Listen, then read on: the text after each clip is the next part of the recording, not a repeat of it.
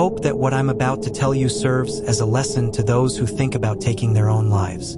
You can't imagine what awaits on the other side for those who succeed in that task. The terrors there are unimaginable. The suffering never ends. Before you hear this, I tell you, get that idea out of your mind. Whatever you're going through, there's a solution. The trick is just to look for it a little. You don't want to witness the horror I lived through. That was only for a few seconds or minutes. I can't imagine what an eternity would feel like in that place.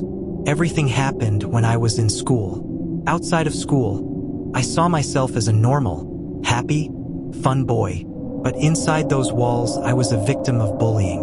A group of students hated me without knowing why. Every chance they got, they would take me to the back and beat me up until I begged them to stop. They threatened me, saying if I told anyone, they would go after my younger brother, who had just entered high school. The school I went to included kindergarten, elementary, middle school, and high school. I didn't want anything bad to happen to my brother, especially not what was happening to me. So I tried to be strong for him. It was the only reason I kept going. But I was already tired. Every week, I had to explain to my mom why I came home with bruises. I lied to her so she wouldn't worry too much. Those boys stopped hurting my face to avoid raising suspicion. They also thought about what could happen to them if they were caught. On the other hand, I thought about my brother. I saw him so happy and cheerful that my days began to have one purpose: to protect him. Even though I wasn't as strong as he thought, sometimes he would help me put cream on my bruises. He would ask if they were from rough play in soccer or falls from skating, just like I told my mom. I only told him not to get involved. These things happened often, but one day it became very clear to me. I tried to act strong with those bullies, but the blows they gave me were so severe that they didn't care about my face anymore. I had to lie to my mom again, telling her I had been robbed on the way home and resisted, which was why I looked the way I did. I began to feel that my life was hell. I only thought this way because I didn't know what real hell was like. Soon, I became friends with two boys who were also being bullied. They told me about an easy way out, a type of medicine that supposedly would just put us to sleep. At that moment, I began to contemplate the idea of leaving this world to find peace. Time passed, and everything remained the same. We were already at our breaking point. One day, they gave me the pills. I was curious but decided to wait. Unfortunately, those two got there before me. Days later, at school, we were given the news of the death of two classmates.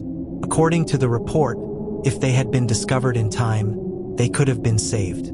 Their hearts had slowly weakened until they stopped completely. They didn't leave a note or anything. I felt bad for them. They were intelligent, with grades higher than the rest. The school couldn't understand why they left like that. I only knew why. From that moment on, every day, I saw the container that held what they had given me. I told myself to gather my courage and take them because I couldn't stand any more blows from those abusers. I don't know if I was so weak that I began to hear voices in my mind. They asked me if I would make the same cowardly decision those two took. They advised me to do it, saying frankly, I was good for nothing in this life. I began to overthink more than necessary. Then, one morning, I woke up with the decision to take them. I went to school as if nothing had happened. After dinner, I hugged my parents and told my brother how much I loved him. By the time everyone was asleep, I drank the whole bottle. I lay down on my bed and closed my eyes, waiting for it all to end. Here comes the interesting part. It was a feeling like I had fallen asleep and woken up suddenly. My whole room was dark. I thought what I had taken hadn't done any good. But when I went to my parents' room, I realized it was because there was no one there. I ran to my brother's room, but he wasn't there either. However, it didn't feel like heaven. Clearly, I felt fear, more than my own breathing or the sensation of touching the floor. All of that was different. Then, I decided to run and go down the stairs to the living room. That's when I saw a bunch of people with creepy smiles staring at me. Slowly, one of them approached me and asked, "Do you want to be with us?" I've never felt so scared in my life. On that occasion, I couldn't even scream. I opened my trembling mouth without making a single noise. When everyone started taking steps toward me, I didn't know what to do. By instinct, I ran away, remaining mute. If I didn't see my parents, then who could help me? All I could think was that I had made the worst mistake of my life. Behind me, I only heard screams saying I couldn't do anything anymore, that I would stay there forever. Others laughed, saying they were anxiously waiting for a fresh soul to taste. My mind imagined a lot with that word. As a last option, I decided to leave the house. I ran toward the street but stopped in the garden. From there, I could see that there were more of those specters with human forms waiting for me outside. Maybe they were souls that, like me, decided to take their own lives and were forced to make others suffer. Or demons in disguise. Anything was possible there. I had no escape. There was no way I was going to get rid of that. All I could do was kneel. When they realized I gave up, they all ran together to hurt me. I asked God to help me, but I was very stupid. I had attempted against what He gave me, my life. I didn't look for a better way out. I felt such a coward and accepted that this was what I deserved. I was crying like crazy, and just when they were about to reach me with their hands, I woke up in an ambulance. They were resuscitating me. They made me vomit and I got everything out. So my parents realized what had happened. 2 weeks later, when I recovered, I confessed everything. Not only did they expel those kids, but in the next school they attended, they lived through everything that was done to me because the same teachers made their entire history known. I was in therapy for 2 years, and thank God, my life changed again. I'm telling you, don't make the same stupidity. What awaits us in that dark world is much worse than what we live through here. It's 1,000,000 times worse than anything that could happen on Earth. If you're enjoying the video, please subscribe the channel for future videos, and like and share with your friends.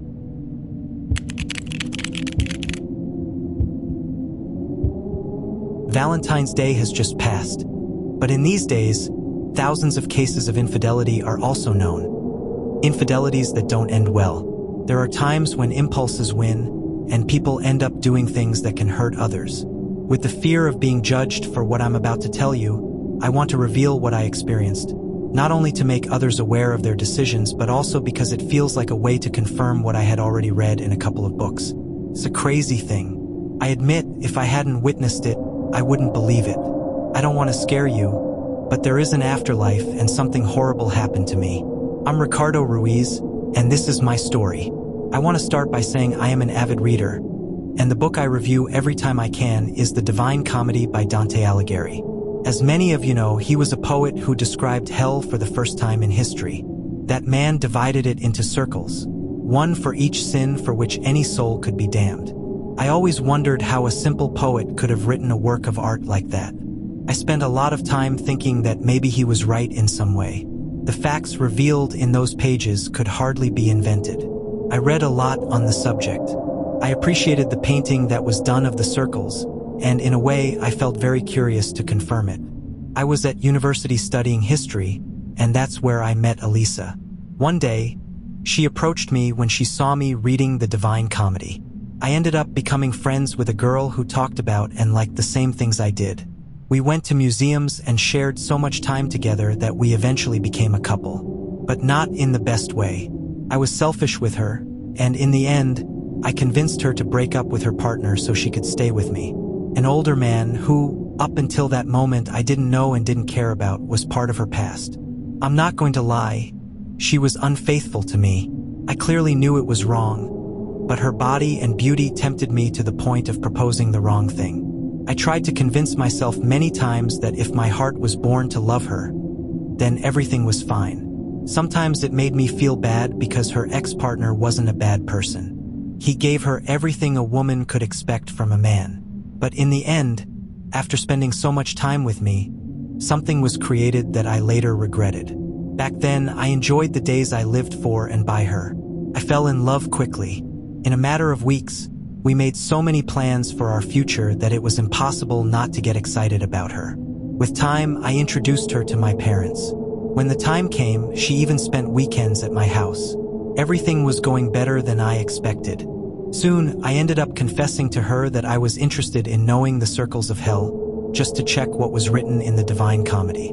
I know I was crazy, and she adopted that same thought. But we were terrified of the idea of wandering and being punished for all eternity in such a horrible place.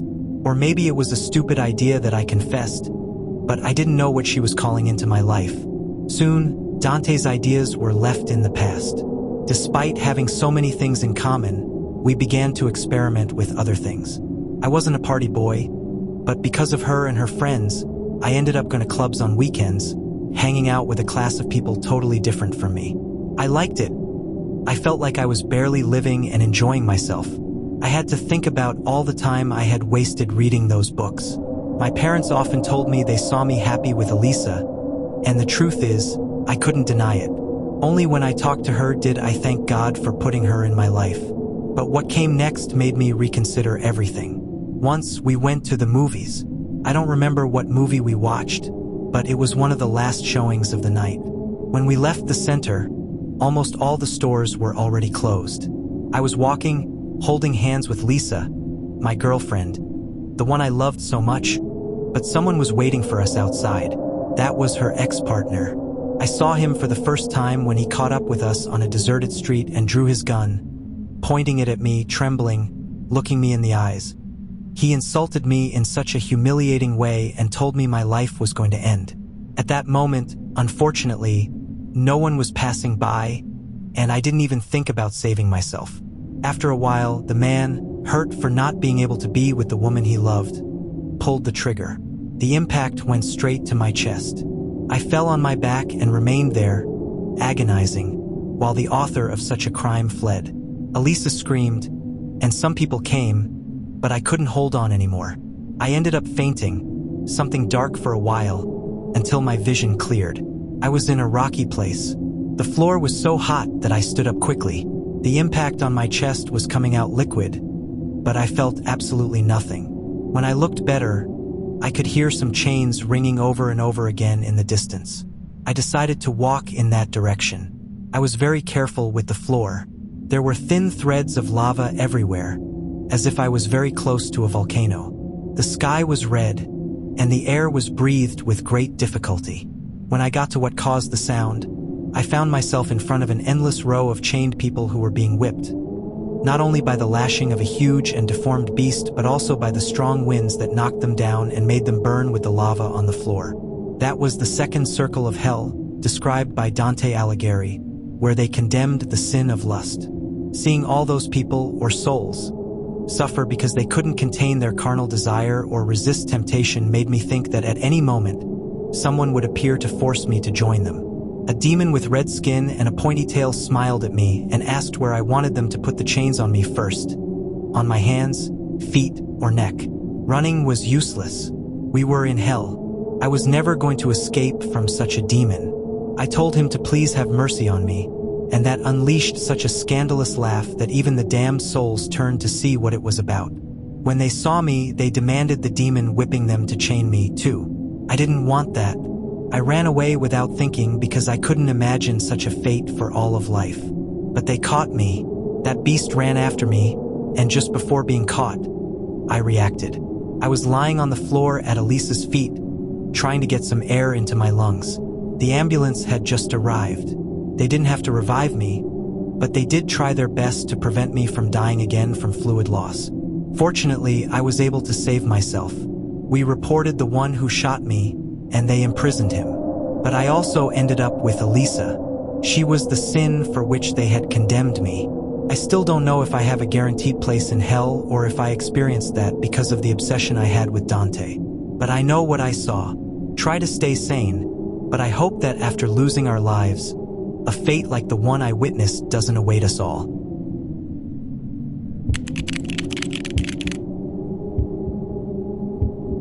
What I thought would be a simple excursion to an abandoned house ended up becoming a nightmare that I lived and experienced.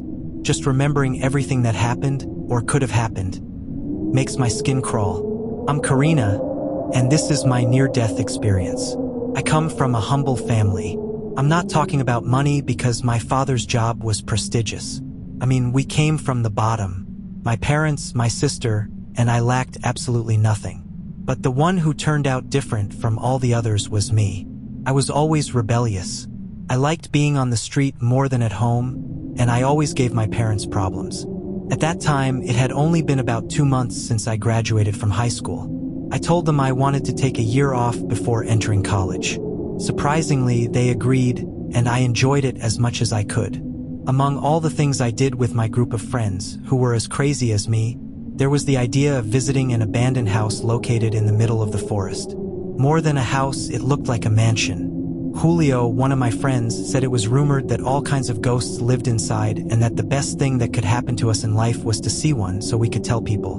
Rosa, the most daring of all, said the best thing was to record them on our cell phones so people would believe us with proof in hand. Most of us refused because I don't remember where we read that if we did that, that specter or ghost would haunt us forever.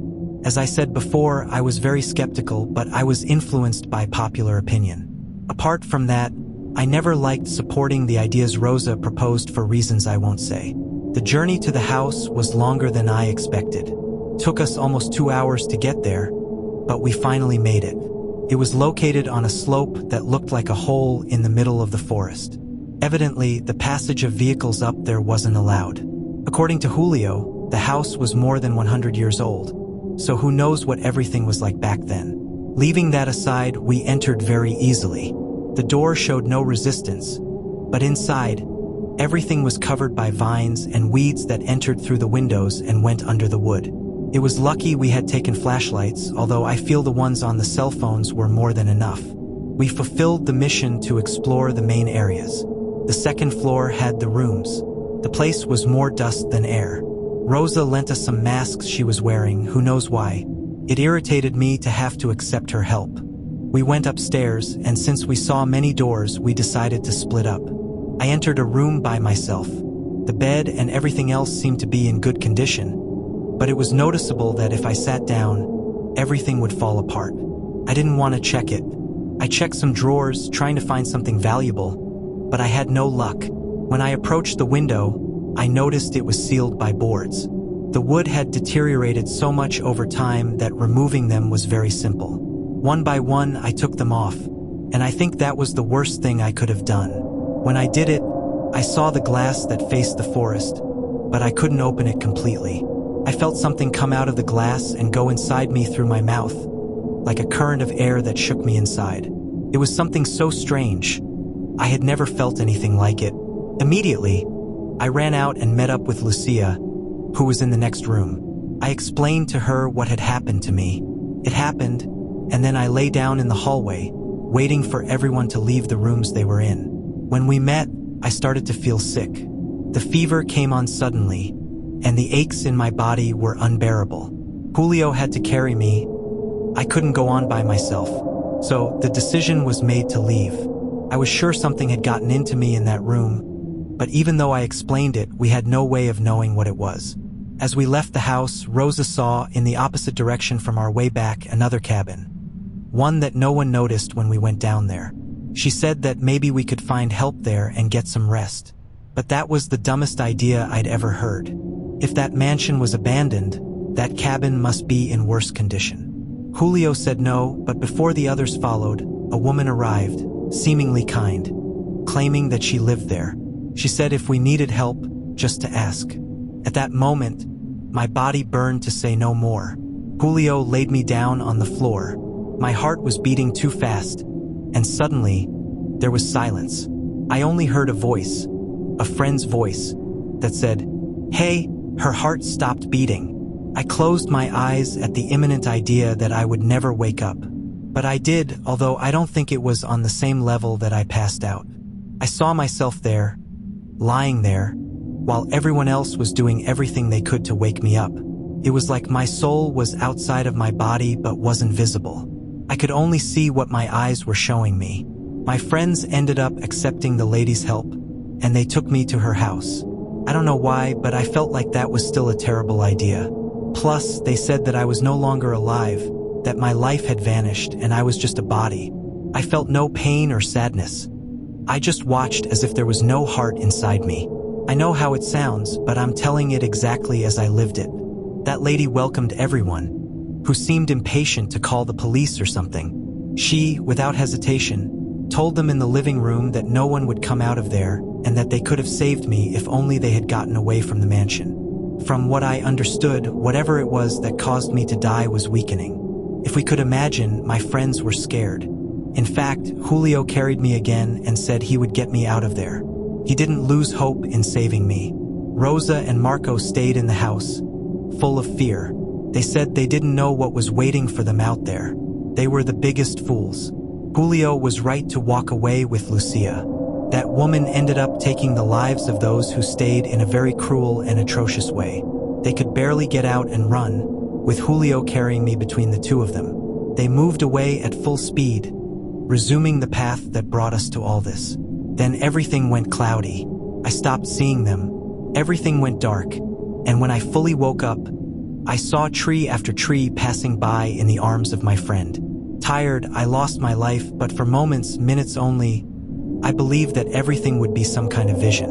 But no, Rosa and Marco did die at the hands of that crazy woman. As we walked away, I felt better until something came out of my mouth. That thing that came in like a current of air, and that was when I could breathe a sigh of relief. It must have been a ghost or something, but confirming it is impossible. When we got to civilization, we told everything to the police, and they were able to find the bodies of our friends. But that was it. That woman was not found, and it was difficult for me to tell the others how I was able to see it. I have never done everything in such detail as now. Time has passed, and I hope that wherever those two are, they can rest.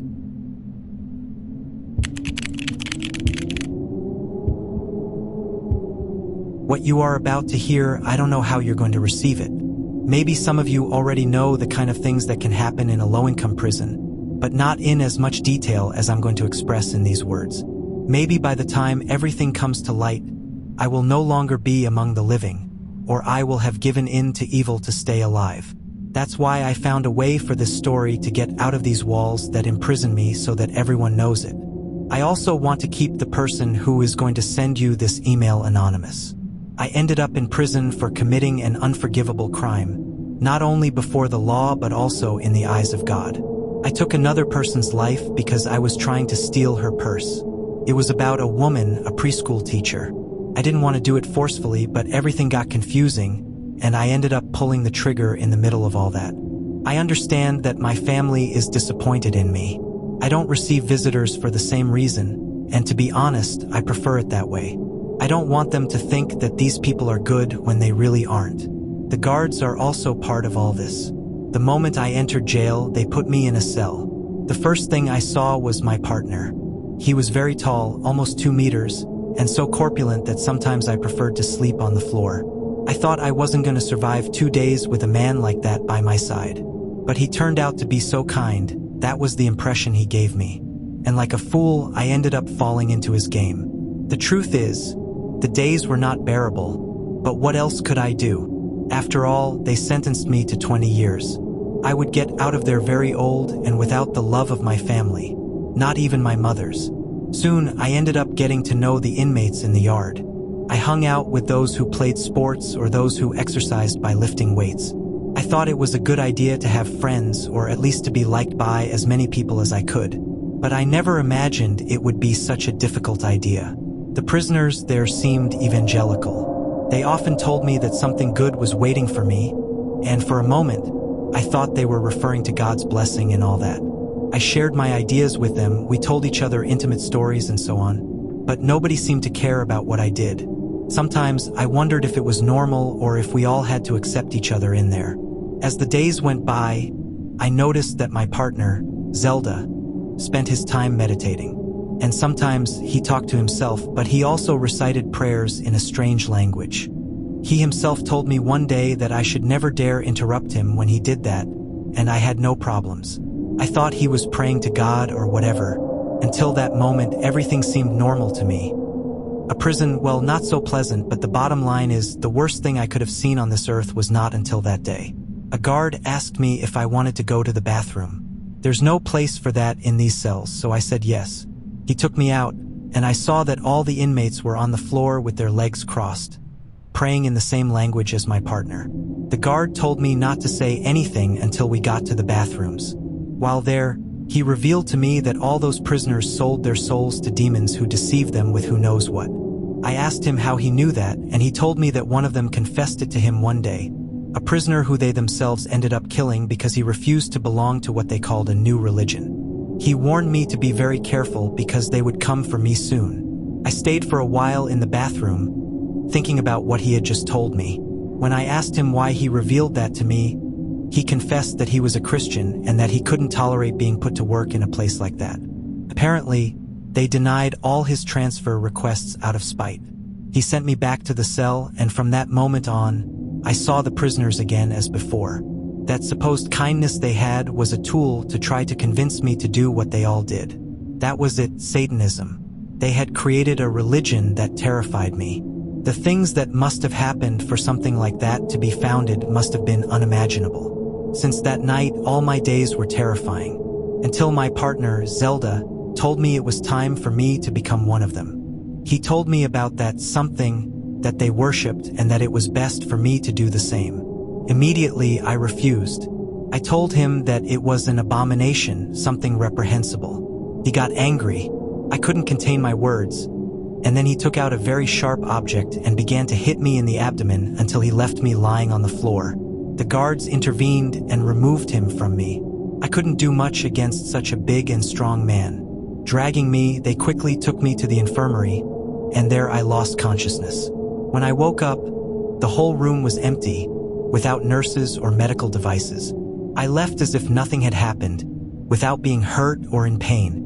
When I got to the cells, I witnessed the horror. I thought it was heaven or something like that, but I had no hope of surviving. Without knowing what it was, that's when I started walking. I approached the first cell, and there I saw an inmate against the wall on a pool of liquid, and next to him another one that was eating his parts. He looked like a cannibal.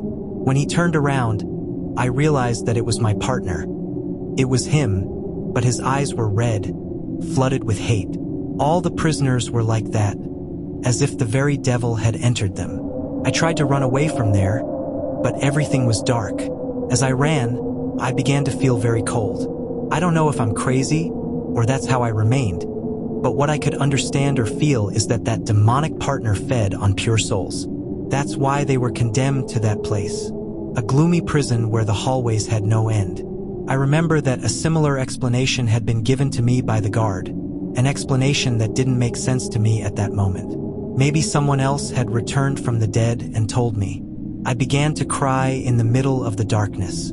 I couldn't imagine that prison was like this, or maybe I was already in hell. I don't want to say that, fortunately, I woke up, because for me, that was a punishment. I should have lost my existence and stayed there, but I didn't. The doctor on duty that night saved me and told me it had been a miracle. That doctor saved me from dying, but also from that hell that I couldn't understand. A dark hell to which I know I am condemned for having sent another life. The guard who helped me ended up losing his existence a week later at the hands of one of the prisoners. I didn't see that coming. Here, inside, locked in these walls, I met a good person who allowed me to write this, my story, that I am about to tell you. In this place, nothing is known. It is unpredictable, and with the change of director, I do not know what awaits me. I think the best thing is for me to say goodbye. I do not know what can happen to me, but one thing I can tell you, I am not going to give my soul to the devil. I am not going to be part of this religion of Satanists who have no idea what they do. May God have mercy on me, but above all, on my soul.